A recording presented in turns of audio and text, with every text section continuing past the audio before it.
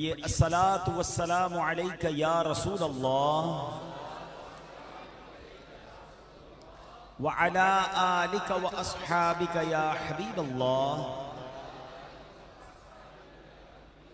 الصلاۃ والسلام علیک یا نبی اللہ وعلی آلک واصحابک یا نور اللہ نویت سنت الاعتکاف۔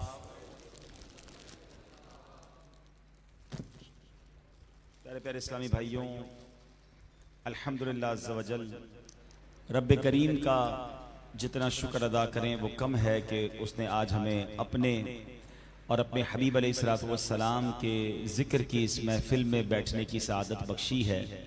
اللہ کریم ہم سب کا جمع ہونا اپنی بارگاہ میں قبول فرمائے۔ مسجد انتظامیہ کو، امام صاحب، خطیب صاحب کو مبارکباد پیش کرتا ہوں۔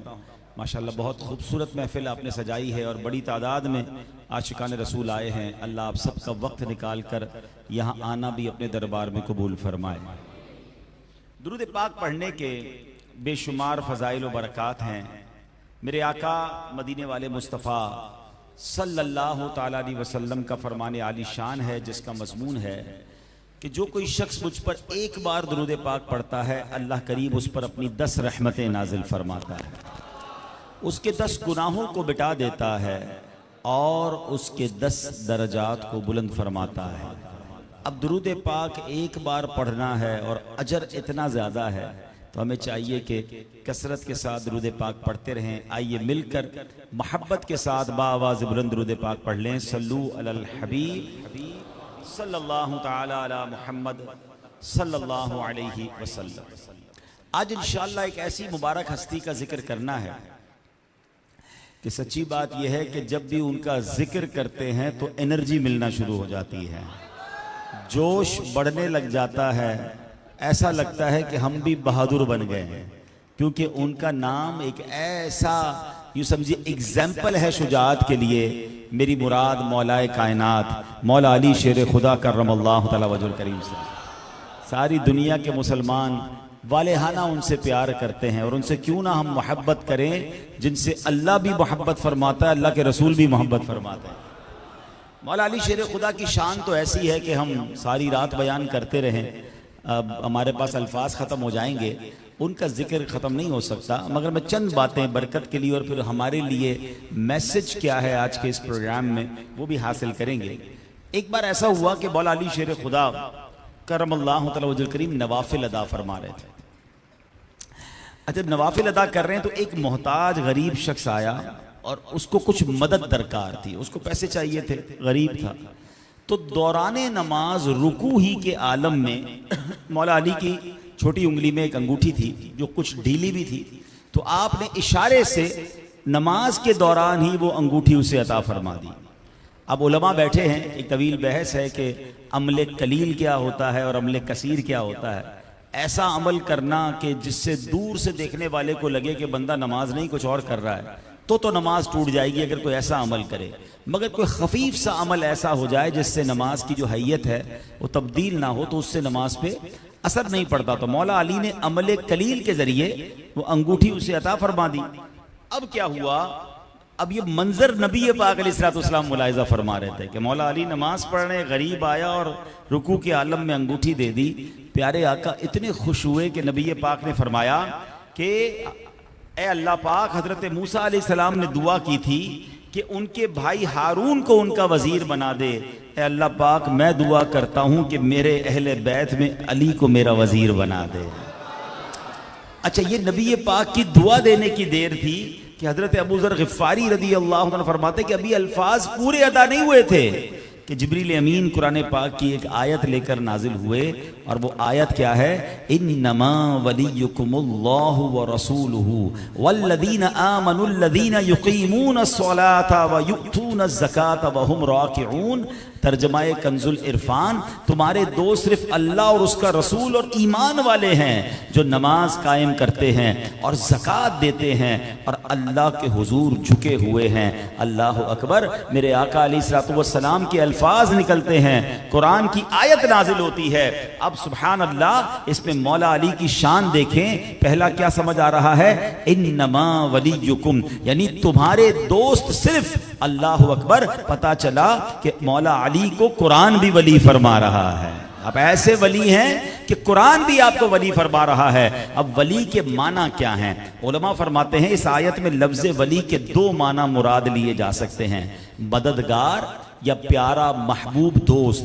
اس لحاظ سے آیت کریمہ کا مطلب یہ بنے گا کہ اے ایمان والو، اللہ پاک، اس کے پیارے رسول اور نماز قائم کرنے والے، زکوٰۃ دینے والے، رکوع کرنے والے، نیک سیرت کامل مسلمان اور بالخصوص حضرت مولا علی تمہارے محبوب بھی ہیں، تمہارے مددگار بھی ہیں۔ سبحان اللہ۔ اب مولا علی شیر خدا بہت زبردست آپ کی عدالت بھی تھی، آپ کے فیصلے بھی کمال کے ہوا کرتے تھے، لیکن کس قدر انصاف کا آپ کا عمل دخل تھا کہ ایک بار مولا علی کا ایک غلام تھا، بڑی محبت تھی آپ سے، بڑا آپ کی عزت بھی کرتا تھا، مگر اس سے غلطی یہ ہوئی کہ اس نے شامت اعمال کی وجہ سے چوری کر لی۔ چوری کی تو پکڑا گیا تو عدالت میں مولا علی کی بارگاہ میں ہی پیش کیا گیا۔ مولا علی نے معاملہ دیکھا اور جب چوری ثابت ہو گئی تو اسلامی قوانین کے مطابق ہاتھ کاٹنے کا حکم دے دیا۔ اس کا جب ہاتھ کاٹ دیا گیا تو اپنا کٹا ہوا ہاتھ لے کر کہیں جا رہا تھا۔ حضرت سلمان فارسی رضی اللہ تعالیٰ عنہ اور ابن قوا رحمۃ اللہ تعالیٰ علیہ وہاں موجود تھے، تو جب انہوں نے دیکھا کہ یہ کٹا ہوا ہاتھ لے کر مولا علی کا غلام کہیں جا رہا ہے تو کہا کہ تمہیں ٹک ٹکی باندھ کے دیکھ رہے ہیں۔ مولا علی نے کہا اے صدیق اکبر یا امیر المومنین، آپ ایسے مجھے کیوں دیکھ رہے ہیں؟ عرض کرتے ہیں، فرماتے ہیں میں نے نبی پاک علیہ الصلوۃ والسلام سے سنا ہے اے علی تمہارے چہرے کو دیکھنا عبادت ہے، میں عبادت کر رہا ہوں۔ یعنی اس طرح صحابہ اکرام علیہ رضوان اور سبحان اللہ اہل بیت اطہار کے درمیان محبت اور پیار ہوا کرتا۔ لیکن میرے پیارے اسلامی بھائیوں، یہی مولا علی ہیں، اس قدر بڑا مرتبہ ہے، حسنین کے بابا جان ہیں، بی بی فاطمہ رضی اللہ تعالی عنہا کہ جناب شوہر مبارک ہیں، مگر عبادت کا جذبہ اور خشوع و خضوع کیسا تھا نماز کے اندر۔ آپ نے نماز کے عالم میں سخاوت کی تھی نا، مگر وہ نماز کیسی ہوا کرتی۔ اور آج ہمارا حال کیا ہے؟ ہماری نمازوں میں کتنا دھیان اور فوکس ہوتا ہے۔ مولا علی کے بارے میں آتا ہے ایک بار آپ کو ایک تیر لگ گیا، پنڈلی میں تیر لگ گیا۔ طبیب ڈاکٹر جو تھے وہ کوشش کرتے تھے تیر نکالنے کی، وہ نہیں نکال پا رہے تھے، بہت تکلیف ہو رہی تھی۔ تو آپ کے صاحبزادے مولانا حسن رضا، حضرت امام حسن مجتبی رضی اللہ تعالیٰ عنہ عرض کرتے ہیں، ان طبیبوں سے فرماتے ہیں ایسا کرو کہ جب بابا جان نماز کے لیے کھڑے ہونا تب تیر نکال لینا۔ اور ایسا ہی ہوا، مولا علی جب نماز کے لیے کھڑے ہوئے، ڈاکٹرز آئے، طبیب آئے، وہ تیر نکالا، مولا علی کو پتہ بھی نہ چلا۔ جب آپ نماز سے فارغ ہوئے تو آپ سے کہا گیا کہ حضور وہ تیر نکل گیا ہے۔ آپ نے کہا مجھے تو پتہ ہی نہیں چلا کہ نماز میں کیسے نکل گیا۔ اتنا زبردست اللہ کی بارگاہ میں پیش ہونے کا انداز ہے۔ اور آج ہم میں سے بہت بڑی تعداد کہتی تو ہے میں پنجتن کا غلام ہوں، کئیوں کی تو نمازیں قضا ہو جاتی ہیں، اور اگر نماز پڑھتے بھی ہیں تو دھیان کہیں اور ہے، فکریں کہیں اور ہیں۔ نہیں میرے پیارے اسلامی بھائیوں، نماز پڑھتے وقت یہ خیال تو کیجئے حاضری کس کی بارگاہ میں ہے، ہم پیش کس کی بارگاہ میں ہو رہے ہیں۔ اگر آج ہم میں سے کسی کو کہا جائے کہ جناب صدر، وزیر اعظم یا فلاں وزیر یا فلاں افسر کے پاس جانا ہے اور آپ کا جو فائل ہے، آپ کا ایک کام ہے، آپ نے وہ سائن کروانا ہے، تو بتائیں کس فوکس کے ساتھ لوگ اس وزیر یا وزیر اعظم یا صدر کے پاس جاتے ہیں کہ جناب میرا کام کر دیجئے، ایک سائن کر دیجئے، میرا مسئلہ حل ہو جائے گا۔ وہاں جا کر کہیں اور توجہ نہیں، صرف اسی کی طرف توجہ ہے۔ ارے دنیا والوں کے پاس جاتے ہیں تو اتنی توجہ اور اہتمام کے ساتھ، اور خدائے احکم الحاکمین کے دربار میں جب حاضری دینی ہے، جو ساری مشکلوں کو حل کرنے والا ہے، جو ساری پریشانیوں کو دور کرنے والا ہے، اس وقت ہمارا حال کیا ہوتا ہے کہ دھیان کہیں اور ہوتا ہے۔ ہمارا حال تو یہ ہے کہ اگر آج میں سوال کر لوں، بلکہ بلکہ جواب مجھے مت دیجئے گا، اپنے آپ سے پوچھئے جنہوں نے آج عشاء کی نماز یہاں جماعت سے ادا کی ہے، بتائیے اپنے آپ کو جواب دیجئے امام صاحب نے پہلی رکعت میں کیا تلاوت کیا تھا، دوسری رکعت میں کون سی سورت تلاوت کی تھی؟ ہو سکتا ہے آپ کہیں حضرت اب تو 2-1.5 گھنٹہ ہو گیا، چلیں کل نماز عشاء یا مغرب یا فجر پڑھنے کے سلام پھیرنے کے بعد پوچھ لیجئے گا اپنے آپ سے، تو سلام کے بعد بھی پتہ نہیں ہوتا کہ امام صاحب نے کیا پڑھا تھا۔ یہ ہمارا حال ہے۔ بہت سارے لوگ تو کہتے اب نظر آتے ہیں کہ یار نماز پڑھتا ہوں تو بھولی ہوئی چیزیں یاد آ جاتی ہیں، کوئی مسئلہ یا کوئی سامان رکھ کے کہیں بھولا ہوتا ہوں، جب نماز شروع کرتا ہوں تب یاد آتا ہے۔ تو اس کا مطلب یہ کہ نماز میں دھیان کہیں اور ہے، یہ خیال نہیں ہے۔ بزرگان دین کا حال تو ایسا ہوتا تھا کہ نماز کے لیے کھڑے ہوتے تو چہرے کا رنگ بدل جاتا۔ پوچھا گیا حضور آپ کے چہرے کا رنگ کیوں بدل گیا ہے؟ کہا پیش کس کی بارگاہ میں ہو رہا ہے؟ اللہ رب العالمین کی بارگاہ میں جب پیش ہونے کا وقت ہے تو کیفیت بدل جاتی تھی۔ اچھا اب میں اور آپ چاہتے تو ہیں کہ نماز میں خشوع و خضوع ملے، مگر اس کا طریقہ کیا ہے؟ اس کے 2-3 میں طریقے بتا دیتا ہوں، ٹھیک ہے نا؟ سب سے پہلے تو کوشش یہ کریں کہ جب بھی نماز پڑھیں کوئی بہت ایمرجنسی آپ کے سر پہ سوار نہ ہو۔ بعض استنجا کی حاجت ہے، ایسی کیفیت میں نماز مکروہ فرمایا، بہت شدید حاجت ہے تو مکروہ تحریمی ہو جائے گی، ٹھیک ہے؟ اسی طرح اگر آپ کو بہت شدید بھوک لگی ہوئی ہے تو کوشش کریں پہلے کچھ کھا لیں تاکہ آپ کو نماز میں کہیں اور دھیان نہ جائے۔ بہت گرمی ہے تو پنکھا چلا لیں، پنکھے کے ساتھ نماز پڑھیں۔ اللہ نے نوازا ہے اور آپ کی اے سی میں رہنے کی عادت ہے، آپ کے گھر میں بھی ایئر کنڈیشن ہے تو کوئی بات نہیں، نماز کے لیے اے سی چلائیں تاکہ نماز میں دھیان کہیں اور نہ بٹے۔ یہاں تک کتابوں میں لکھا کہ سامنے کوئی لکھائی پڑھائی والی چیز نہ ہو۔ بعض اوقات فریمز ایسی ہوتی ہیں، لکھی ہوئی کتابت والی چیزیں ہوتی ہیں، نماز اسی کے سامنے پڑھ رہا ہے بندہ، وہی پڑھتا جا رہا ہے یا اسی فریم کے اندر گم ہو گیا۔ کوئی ڈسٹرب نقش و نگار والی جانماز، ایسے نقش و نگار ہوتے ہیں کہ بندہ اسی کے فکر تلاش کرتا رہتا ہے پورے قیام کے دوران۔ صاف ستھرا ایسا ماحول ہو کہ آپ کا دھیان کہیں اور نہ بٹے۔ اور پھر ایک اور مشورہ یہ ہے کہ جو نماز پڑھتے ہیں نا اس نماز کو ترجمے کے ساتھ سیکھ لیں، ٹھیک ہے؟ مثال کے طور پہ آپ آخری 10 سورت، پہلے سورہ فاتحہ وہ تو ہر نماز رکعت میں پڑھتے ہیں، اس کا ترجمہ اس کی تفسیر پڑھ لیں، ٹھیک ہے؟ پھر آپ آ جائیں آخری 10 سورتیں، اس کو ترجمے کے ساتھ تفصیل کے ساتھ پڑھ لیں۔ پھر ہو سکے تو جو سورہ ملک ہے، سورہ یاسین ہے، عموماً جو امام صاحبان تلاوت کرتے ہیں، سورہ بقرہ کی آخری آیتیں ہیں، ان تمام مشہور سورتوں کو ترجمے سے پڑھ لیں۔ 2-3 مہینے لگیں گے، زیادہ ٹائم نہیں لگے گا۔ آپ یقین کریں آپ کے لیے کمال ہو جائے گا۔ اب کیا ہوگا جب آپ خود نماز پڑھ رہے ہیں، امام صاحب پڑھ رہے ہیں، مثال کے طور پہ سورہ فاتحہ شروع ہوتی ہے الحمدللہ رب العالمین الرحمن الرحیم، اللہ کی رحمت اور اس کی سمجھے کہ کبریائی کو آپ اپنے ذہن میں تصور لا رہے ہیں کہ میں کس مالک کا رب ہوں، اور اس کی رحمان اور رحیم صفت کا ذکر کر رہا ہوں۔ مالکی یوم الدین، وہ روز جزا کا مالک ہے۔ اب قیامت کے مالک سے گویا آپ التجا کرنے جا رہے ہیں۔ آگے چلتے ہیں، اللہ سے عرض کرتے ہیں اہدنا الصراط المستقیم، اے اللہ سیدھے راستے پر چلا دے، بلکہ ان لوگوں کے راستے پر چلا جن پر انعام کیا ہے، اور مولا ان لوگوں سے بچا لینا، ان صحبتوں سے بچا لینا، اے اللہ اس راستے سے بچا لینا جہاں تیرا غضب نازل ہوتا ہے۔ اب سورہ فاتحہ ختم ہو کر اگر مثال کے طور پہ امام صاحب نے سورہ فیل شروع کی ہے یا آپ پڑھ رہے ہیں الم تر کیف فعل ربک باصحاب الفیل، تو اب وہ ہاتھی والوں کا واقعہ آپ کے ذہن میں آئے گا، رب کی قدرت کے نظارے ذہن میں آ رہے ہوں گے کہ میرا رب کیسا عظیم ہے کہ ہاتھیوں کا لشکر جو کعبے کو مٹانے آ رہا ہے ان کو ابابیل بھیج کر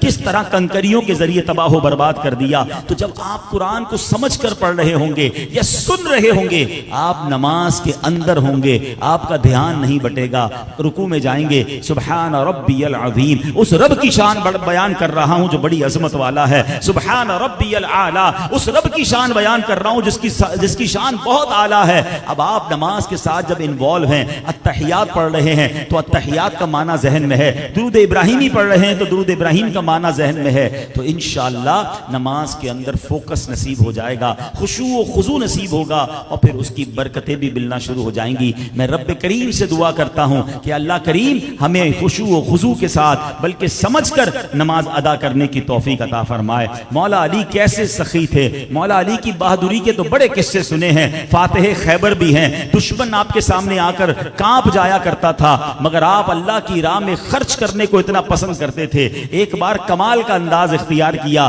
وہ ہوتا ہے نا کہ بندہ چاہتا ہے میں ہر ادا سے اپنے رب کو راضی کرنے کی کوشش کروں. آپ کے پاس 4 درم تھے, آپ نے 1 درم دن میں خرچ کیا, 1 درم رات میں کہ چلو اللہ رات میں خرچ کرنے پر راضی ہو جائے تو رات میں خرچ کیا, 1 درم سب کے سامنے اعلانیہ خرچ کیا, 1 درم چھپ کے خرچ کیا کہ کوئی تو ادا قبول ہو جائے گی, کوئی انداز رب کو پسند آ جائے. اللہ اکبر, کیا شان ہے مولا علی کی. اللہ کو یہ چاروں ادائیں ایسی پسند آئیں کہ اس کا ذکر قرآن میں فرما دیا. قرآن پاک میں اللہ ارشاد فرماتا ہے الذین ينفقون اموالهم باللیل والنہار سرا وعلانیۃ فلہم اجرہم عند ربہم ولا خوف علیہم ولا ہم یحزنون. اللہ اکبر, رب نے فرمایا وہ لوگ جو رات میں اور دن میں پوشیدہ اور اعلانیہ اپنا مال خیرات کرتے ہیں, ان کے لیے ان کا اجر ان کے رب کے پاس ہے, ان پر نہ کوئی خوف ہوگا اور نہ وہ غمگین ہوں گے. اللہ اکبر, پتہ چلا کہ اللہ کی راہ میں جب اخلاص سے خرچ کیا جائے تو پھر رب ایسا اجر عطا فرماتا ہے, یہاں مال بھی ملٹی پلائی ہو جاتا ہے, وہ اجر اللہ کے یہاں باقی بھی رہ جاتا ہے. دنیا میں ایک ہی بدلہ ملتا ہے نا, میں یہاں کاروبار کرتا ہوں تو ادھر نفع ملتا ہے. اللہ کی راہ میں خرچ کرنے کا کمال دیکھو, بندہ اللہ کی راہ میں خرچ کرے ملٹی پلائی ہو کر وہ مال پہلے تو دنیا میں مل جاتا ہے. اچھا دنیا میں مل گیا, بندہ کہے ٹھیک ہے 1 کا 10 مل گیا اور کیا چاہیے, فرمائے نہیں یہ تو دنیا کا انعام ہے, اللہ کے پاس انعام باقی ہے اور وہ کتنا عطا فرمائے گا. روایتوں کا مضمون ہے اللہ خود فرماتا ہے کہ اے ابن آدم اپنا مال میرے پاس جمع کرا دے, نہ جلے گا نہ ڈوبے گا نہ کم ہوگا, میں تجھے اس دن دوں گا جس دن تجھے ایک نیکی کی ضرورت ہوگی, یعنی قیامت کے دن اس کا اجر ملے گا. احادیث میں یہ بھی مضمون ملتا ہے کہ بندہ کھجور کا صدقہ کرتا ہے, اللہ اس صدقے کو پالتا ہے جیسے تم اپنے جانور کے بچوں کو پالتے ہو. بچڑے کی مثال دی گئی. اللہ اکبر, فرمایا جب بندہ قیامت کے دن جا کر اپنے کھجور کے صدقے کا اجر دیکھے گا تو وہ احد پہاڑ جتنا ہو چکا ہوگا, یعنی پہاڑ جتنا اجر ملے گا. کھجور کے بدلے کھجور نہیں ملنی, وہ انکریز ہوتا جائے گا. اللہ اکبر, دنیا میں بھی اجر ہے, آخرت میں بھی اجر ہے. تو اے میرے پیارے اسلامی بھائیوں, اللہ کی راہ میں خرچ کرتے رہا کریں, نیکی کے کاموں میں حصہ ملاتے رہا کریں. اچھا بعض اوقات یہ بھی خیال آتا ہے کہ یار یہ سخاوت تو امیروں کا کام ہے, ہم تو پہلے ہی غریب ہیں, نوکری والے لوگ ہیں, قرضے میں ویسے ہی ڈوبے ہوئے ہیں, ہم جناب اللہ کی راہ میں کیسے خرچ کریں. میں بڑی باریک بات کرنے جا رہا ہوں, اگر آپ سمجھ جائیں نا. اور یہ بات قبلہ مفتی قاسم صاحب نے تفسیر قرآن صراط الجنان میں لکھی ہے. میں جس علاقے میں بیان کر رہا ہوں مجھے اندازہ ہے کہ یہاں پر غریب اور درمیانے طبقے کے لوگ زیادہ ہوں گے. اللہ پاک نے ایمان کی دولت دی, ہم ویسے ہی بڑے امیر و کبیر ہیں, تو اس بات پر ویسے گھبرانا نہیں چاہیے. لیکن میں ایک بات آپ کو سمجھاتا ہوں. مفتی صاحب نے لکھا کہ اگر پوری دنیا کے امیروں کا سروے کروایا جائے نا, مسلمان امیروں کا سروے کروائیں, تو وہ کہیں نہ کہیں اللہ کی راہ میں خرچ کر رہے ہوتے ہیں اور اس لیے ان کا مال بڑھ رہا ہوتا ہے. اور پوری دنیا کے اگر غریبوں کا سروے کروایا جائے تو اکثر ان میں صدقہ خیرات نہیں کر رہے ہوتے. وہ یہی سمجھ رہے ہوتے ہیں کہ میں تو پہلے ہی غریب ہوں, میں کیسے صدقہ خیرات کروں. اور شاید یہی وجہ رہتی ہے کہ وہ اس غربت سے نکل نہیں پاتے. اللہ کی راہ میں خرچ کرنا دراصل یہ رب سے کاروبار کرنا ہے. اگر آپ اپنی مشکلوں سے نکلنا چاہتے ہیں نا, ایسا تو شریعت نے کہیں بھی نہیں کہا کہ جناب جب تک کوئی لاکھ روپے صدقہ نہیں کرے گا اس کو اجر نہیں ملے گا یا اللہ اس پر رحمت نہیں فرمائے گا. بلکہ خود نبی پاک کی ایک حدیث سنیے, میرے آقا فرماتے ہیں جس کا مضمون ہے کہ کسی کا ایک اس کسی کے لاکھ سے بڑھ جاتا ہے. صحابی رسول نے کہا حضور 1 لاکھ سے کیسے بڑھ جائے گا؟ فرمایا ایک آیا اس کے پاس لاکھوں تھے, اس نے لاکھوں میں سے 1 لاکھ اللہ کی راہ میں خرچ کیا. ایک آیا اس کے پاس 2 ہی درم تھے, اس نے 2 میں سے 1 اللہ کی راہ میں خرچ کر دیا. اس کا 1 درم اس کے لاکھوں سے بڑھ گیا. بات آئی سمجھ میں؟ 2 میں سے 1 دینے کا مطلب 50% اس نے اللہ کی راہ میں خرچ کیا. اس کے پاس پہلے ہی کروڑوں تھے, اس نے لاکھ خرچ کیا, تو اس غریب کا 1 جو ہے اس 1 لاکھ سے آگے بڑھ جاتا ہے. وہ کہتے ہیں نا کسی کا کھجور جو ہے کسی کے باغ سے بڑھ جاتا ہے. تو کچھ نہ کچھ راہ خدا میں صدقہ دیا کریں. اور مولا علی کا یہ انداز تو ایسا نرالا ہے کہ کبھی زندگی میں ایک بار ایسا کیا کر لیجئے گا کہ اللہ کی رضا کے لیے اچھوں کی نقل بھی اچھی ہوتی ہے کہ صبح کچھ صدقہ دے دیا, رات میں کچھ صدقہ دیا, عوام کے سامنے کچھ صدقہ دیا, چھپا کے بھی کچھ صدقہ دیا. اور اللہ سے عرض کریں کہ مولا یہ مولا علی کی ادا کو ادا کر رہا ہوں, میری اس چھوٹی سی کوشش کو بھی اپنی بارگاہ میں قبول فرما لے. تو انشاءاللہ اس کی برکتیں ملیں گی, کیونکہ کیونکہ قیامت کے دن حدیث میں آتا ہے بندہ اپنے صدقے کے سائے میں ہوگا. آج گرمی ہے, ہم سایہ ڈھونڈتے ہیں, یہ گرمی کچھ بھی نہیں ہے جو بروز قیامت سورج 1 میل پر ہوگا. ہم کہاں سے گرمی کو برداشت کریں گے؟ تو صدقہ دیا ہوگا تو سایہ کرے گا نا. تو کچھ نہ کچھ اپنی حیثیت کے مطابق کسی غریب مسلمان کو کسی نیکی کے کام میں اللہ کی راہ میں کچھ نہ کچھ خرچ کریں, اللہ ضرور اس میں برکت عطا فرمائے گا. اب میں اپنے اس پورے بیان کا ایک اور موضوع آپ سے ڈسکس کرنا چاہتا ہوں کہ مولا علی کی شان ایسی ہے, پہلے ہی معلوم تھی, آج مزید سنی تو ایمان تازہ ہوا. مگر مولا علی کے دور میں ایک بڑا عجیب واقعہ ہوا. اس زمانے میں ایک فرقہ کھڑا ہوا جو کہ تھا خارجی فرقہ. اس فرقے نے مولا علی شیر خدا پر معاذ اللہ کفر کا فتویٰ لگا دیا. اب بتائیے اس شخصیت پر کہ جس کے علم کا عالم یہ ہے کہ نبی پاک فرمائے میں علم کا شہر ہوں اور علی اس کا دروازہ ہے. جس کا دیدار کرنا, جن کی زیارت کرنا عبادت, ان بدبختوں نے مولا علی پر کفر کا فتویٰ لگایا. یہ کیوں لگایا؟ یہ تھی آدھی جہالت, اور وہ ایک آیت کو بیس بنا کر انہوں نے پوری یہ عمارت کھڑی کی, گمراہی کی. اور آج کے دور میں بھی یہ لعنت ہو گئی ہے کہ جناب آدھے جاہل بہت گھوم رہے ہیں. وہ کہتے ہیں نا ادھورا سچ جھوٹ سے زیادہ خطرناک ہوتا ہے. ہاں, تو آج کیا ہوا ہے کہ جناب ایک آیت 2 آیتیں پڑھ لی, 1-2 حدیثیں پڑھ لی, اور اسی کے تحت جناب سارا مسئلہ جو ہے وہ کھڑا کر دیا. یاد رکھیے قرآن پورا پڑھیں گے تو سمجھ آئے گا کہ شریعت کا حکم کیا ہے. چند لوگ سوشل میڈیا پہ بیٹھ کر کچھ آیتیں پڑھ کر جناب کہتے دیکھو یہ درست نہیں ہے, وہ درست نہیں ہے. بات میں سمجھاتا ہوں, پہلے یہ واقعہ سنو. اب کیا ہوا کہ مولا علی شیر خدا پر معاذ اللہ کفر کا جب فتویٰ لگایا گیا, اور انہوں نے وجہ کیا بیان کی کہ معاملہ یہ ہوا تھا کہ حضرت امیر معاویہ رضی اللہ تعالیٰ اور مولا علی کے درمیان کسی دینی مسئلے پر اختلاف ہوا. تو مولا علی شیر خدا نے یہ فیصلہ کیا کہ کسی کو درمیان میں ڈالتے ہیں کہ ثالثی کا کردار ادا کرے اور معاملے کو سارٹ آؤٹ کرا دے تاکہ لڑائی نہ ہو. اب جب مولا علی نے یہ فیصلہ کیا تو ماشاءاللہ سلو بھی ہو گئی, جنگ بھی ختم ہو گئی. تو خارجی فرقے نے کہا کہ قرآن تو یہ کہتا ہے ان الحکم الا للہ, کہ حکم تو صرف اللہ کا ہے. یہ مولا علی نے کسی بندے کو کیسے اختیار دیا کہ وہ ثالثی کرا دے؟ تو یہ تو کفر ہو گیا. اب یہ وہی جہالت ہے جو آج کل سوشل میڈیا پہ بیٹھ کے کچھ لوگ پھیلاتے ہیں. دیکھو قرآن میں یہ ہے, حدیث نمبر یہ ہے, آیت نمبر یہ ہے. اور اللہ کے بندو پورا قرآن تو پڑھو نا.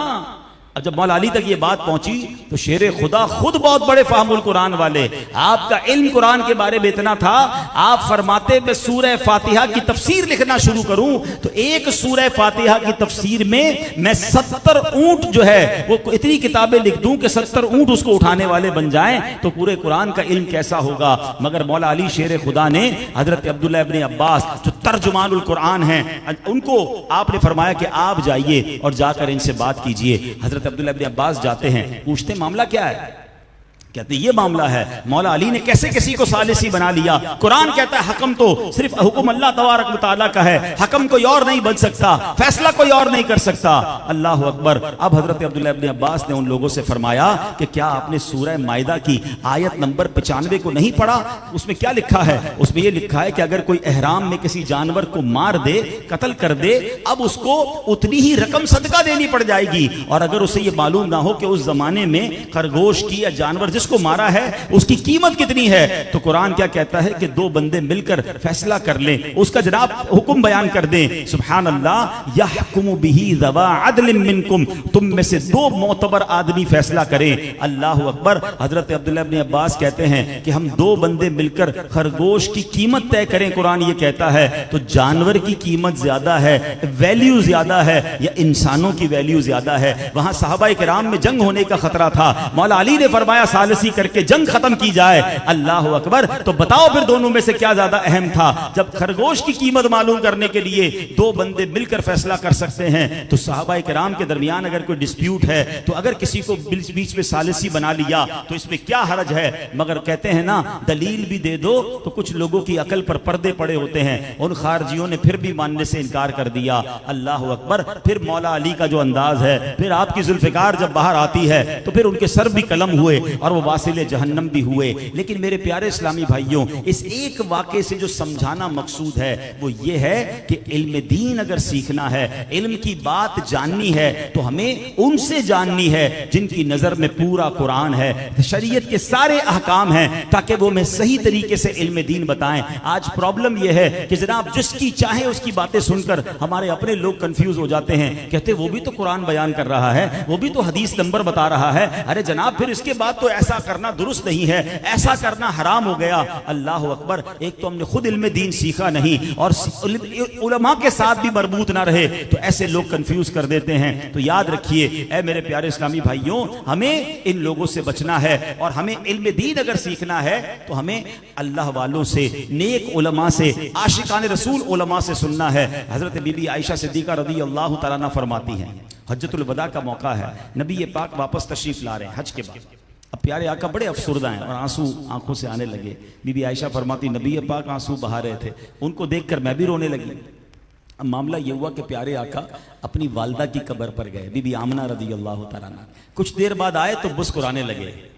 تو بی بی عائشہ کہتی حضور آپ کچھ دیر پہلے آنسو بہا رہے تھے، اب مسکرا رہے ہیں، اس کی کیا وجہ ہے؟ اللہ اکبر۔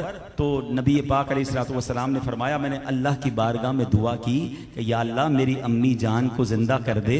اللہ نے زندہ فرمایا، میں نے ان کو کلمہ پڑھایا، کلمہ پڑھنے کے بعد وہ پھر قبر میں جا کر آرام کرنے لگی۔ اللہ اکبر، اپنی امت میں نبی پاک نے انہیں داخل فرمایا۔ اب جناب سوشل میڈیا پہ ایک بندہ آ کر کہتا ہے قرآن تو کہتا ہے کہ جناب جس کا انتقال ہو گیا، جو دنیا سے چلا گیا، وہ واپس نہیں آ سکتا۔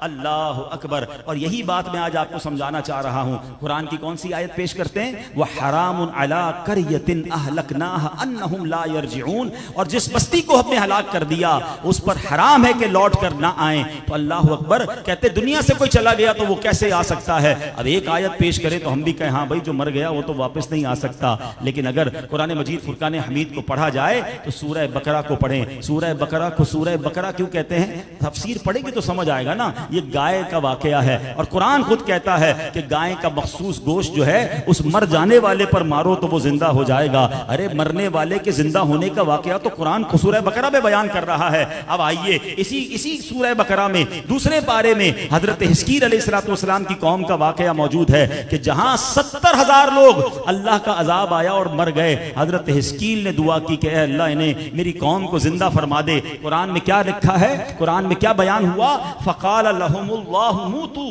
ثم احیاهم، تو اللہ نے ان سے فرمایا مر جاؤ اور پھر انہیں زندہ فرما دیا۔ اب ذرا ایمان کی حالت میں عشق رسول کے ساتھ جواب دیجئے گا، حضرت حزقیل دعا کریں تو 70,000 مردے زندہ ہو جائیں، اور حضرت حزقیل کے آقا جناب رسول اللہ دعا کریں تو بی بی آمنہ کیوں نہ قبر سے باہر آ جائے۔ تو بات یہ، میں قرآن کا جواب قرآن سے ہی دے رہا ہوں، مگر پرابلم یہ ہے ادھوری بات بتاتے ہیں، آدھی آیت بتاتے ہیں، ایک حدیث بتا کر یہ نہیں بتاتے کہ اس کا پس منظر کیا تھا۔ ارے جو بتوں کے لیے آیتیں نازل ہوئی ہیں اولیاء کرام کے بارے میں بیان کر کے کنفیوز کرتے ہیں، تو خدا کے واسطے جو لوگ مولا علی پر فتویٰ لگا سکتے ہیں، ایسے لوگ آج بھی موجود ہوتے ہیں جو کنفیوز کرتے ہیں امت کو۔ تو پورا قرآن پڑھیں، پوری حدیثیں پڑھیں، خود نہیں پڑھ سکتے تو عاشقان رسول علماء کے ساتھ رابطے میں رہیں اور ان سے علم دین سیکھیں، تو انشاءاللہ کسی قسم کی کنفیوژن نہیں ہوگی۔ میں ایک دو باتیں بتا کر اپنا بیان ختم کرتا ہوں، کیونکہ مجھے ایک اور جگہ بھی کورنگی میں بیان میں جانا ہے، ورنہ اس موضوع پر تو بہت ساری آیتیں ہیں۔ اب جناب بات یہ ہوتی ہے کہ جناب یہ کہا جاتا ہے کہ نبی پاک علیہ السلام کے بارے میں معاذ اللہ ایسی بھی کنفیوژن پھیلانے والے پھیلاتے ہیں، اور وہ کہتے ہیں کہ پیارے آقا علیہ السلام تو ہمارے جیسے ہیں۔ دیکھو قرآن میں ہے قل انما انا بشر مثلکم، ترجمہ کیا ہے؟ تم فرماؤ میں ظاہراً تمہاری طرح کا ایک بشر ہوں۔ اب کہے دیکھو قرآن کہتا ہے، نبی پاک خود کہہ رہے ہیں کہ میں تمہاری طرح کا ایک بشر ہوں۔ ارے ایک آیت پڑھی، آگے کچھ نہ پڑھا۔ قرآن کیا کہتا ہے؟ قد جاءکم من اللہ نور، بے شک تمہارے پاس اللہ کی طرف سے نور آ گیا ہے۔ پتہ یہ چلا کہ نبی پاک یقیناً بشر ہیں، مگر وہ ہمارے جیسے بشر نہیں بلکہ وہ اللہ پاک کا نور ہیں۔ اللہ اکبر، بشری لباس میں رب نے انہیں عام لوگوں ہمارے پاس بھیجا ہے، مگر شان یہ ہے میرے آقا کی، کہتے ہو آقا ہمارے جیسے، رسول پاک ہمارے جیسے ہیں۔ اللہ اکبر، میرے آقا تو وہ ہیں زمین پر کھڑے ہو کر اشارہ فرمائیں تو چاند کو دو ٹکڑے فرما دیتے ہیں۔ ہم سے تو وقت نہیں رکتا.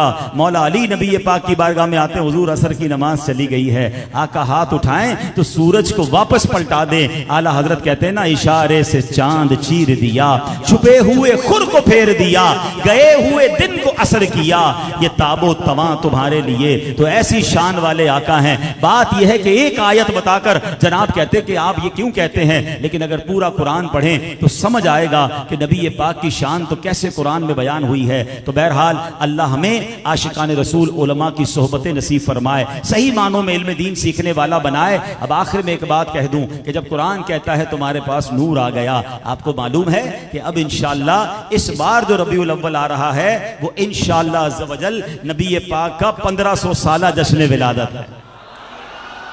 تو اس بار جشن ولادت بنانا ہے اور دھوم دھام سے منانا ہے انشاءاللہ. جب تلک یہ چاند تارے جھلملاتے جائیں گے, تب تلک جشن ولادت ہم مناتے جائیں. سرکار کی آمد مرحبا, آقا کی آمد مرحبا, حضور کی آمد مرحبا, پرنور کی آمد مرحبا. کسی کی 25 سال ہو جائے تو کہیں جناب سلور جوبلی, 50 سال ہو جائے تو گولڈن جوبلی, 75 سال ہو جائے تو ڈائمنڈ جوبلی. او اللہ کے بندوں, یہ زندگی میں موقع مل رہا ہے جو ہم سے پہلے والوں کو بھی نہیں ملا, بعد والوں کو بھی نہیں ملے گا. 1500 سال, اللہ کرے یہ ربیع الاول تک ہم خیر سے زندہ رہیں تو انشاءاللہ 1500 سالہ جشن ولادت منائیں گے انشاءاللہ, اور گج وج کے بنائیں گے. ساری دنیا میں الحمدللہ دعوت اسلامی کی طرف سے تیاریاں شروع کر دی گئی ہیں, اور عاشقان رسول بھی یقیناً کر رہے ہیں, کیونکہ ایک میرا ہی رحمت پہ دعویٰ نہیں, شاہ کی ساری امت پہ لاکھوں سلام. آقا تو سب کے آقا ہے نا, تو سب کوششیں کر رہے ہیں, مزید کیجئے. الحمدللہ دعوت اسلامی کے امیر اہل سنت, امیر دعوت اسلامی کی طرف سے انشاءاللہ دنیا بھر کے سربراہان مملکت جو ہیں, جو مسلمان ممالک کے سربراہان ہیں, ان کو لیٹر لکھا جا رہا ہے کہ انشاءاللہ آپ بھی اپنے ممالک میں نبی پاک کا اس بار جو جشن ولادت ہے 1500 سالہ شایان شان طریقے سے بنائیں. پاکستان کے حکمرانوں کو بھی ہم الحمدللہ ملاقات کر کے بھی اور مکتوبات کے ذریعے بھی ان تک یہ بات پہنچا رہے ہیں, اور آپ بھی جس ادارے میں ہیں, جس محلے میں ہیں, انشاءاللہ اس بار فقید المثال انشاءاللہ جشن ولادت منائیں گے.